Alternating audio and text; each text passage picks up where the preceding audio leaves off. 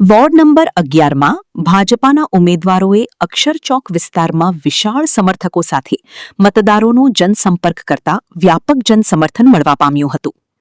વડોદરામાં સ્થાનિક સ્વરાજ્યની ચૂંટણીનો પ્રચાર પ્રસાર પૂરજોશમાં ચાલી રહ્યો છે, જે અંતર્ગત વોર્ડ નંબર 11માં ભાજપાના ઉમેદવાર તરીકે નરવીરસિંહ ચુડાસમા, ઉપેન્દ્રભાઈ પ્રજાપતિ, અર્ચનાબહેન પટેલ અને નિમિષાબહેન શાહ આજે વોર્ડ નંબર 11માં પોતાના વિસ્તારમાં અક્ષર ચોક વિસ્તારમાં અક્ષર રેસિડેન્સી, મેઘધનુષ્ય સોસાયટી, અનુપમનગર, દુર્ગાનગર સહિતની સોસાયટી વિસ્તારોમાં વીજળી ઝડપે મતદારોનો લોકસંપર્ક કરતા જ્યાં સ્થાનિક રહીશોએ તેઓને ફૂલહાર પહેરાવી ફૂલોની વર્ષા કરી અભૂતપૂર્વ આવકાર આપી જંગી મતોથી જીતાડી લાવવાની ખાતરી આપી હતી.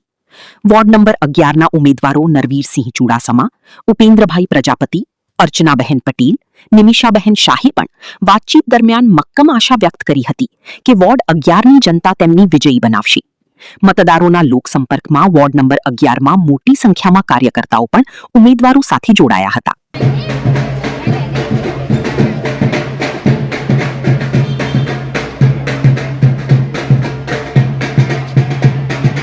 ધન્યવાદ. जनता पार्टी ना उम्मीदवार नरवीरसिंह विरमदेवसिंह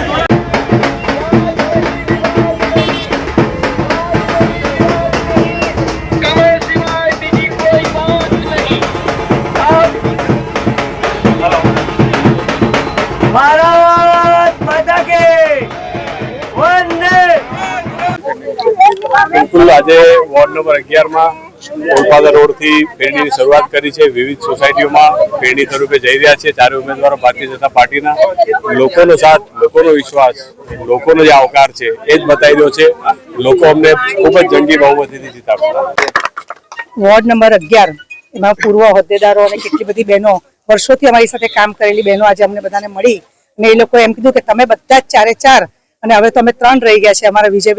અમારા વિષ્ણુભાઈ વિજેતા થઈ ગયા છે, તો ખૂબ જંગી બહુમતીથી જીતાડીશું એવો એ લોકોએ અમને વિશ્વાસ આપ્યો છે. અને અગાઉના કોર્પોરેટરશ્રીએ ખૂબ સરસ કામગીરી કરી છે. એ ખૂબ સરસ અમને જનપ્રતિસાદ મળી રહ્યો છે. બસ અમે આજે આ બધું વટલાદરા સાઈડ તરફ નીકળ્યા છીએ. અત્યારે અમે દુર્ગાનગર અને અનુપમનગરમાં છીએ. એ બધી બહેનો અમારી જૂની છે, અમે એમની સાથે આગળ બી મળેલા છીએ, એટલે એમનો બહુ સારો પ્રતિસાદ છે અને અમને વિશ્વાસ છે કે લોકો અમને વોટ કરશે અને અમને વિજયી બનાવશે. આજના દિવસનો જે પ્રચાર પછી એવું લાગે છે કે આ વોર્ડ વિસ્તારમાં ભારતીય જનતા પાર્ટીનો ભવ્ય વિજય થવાનો છે.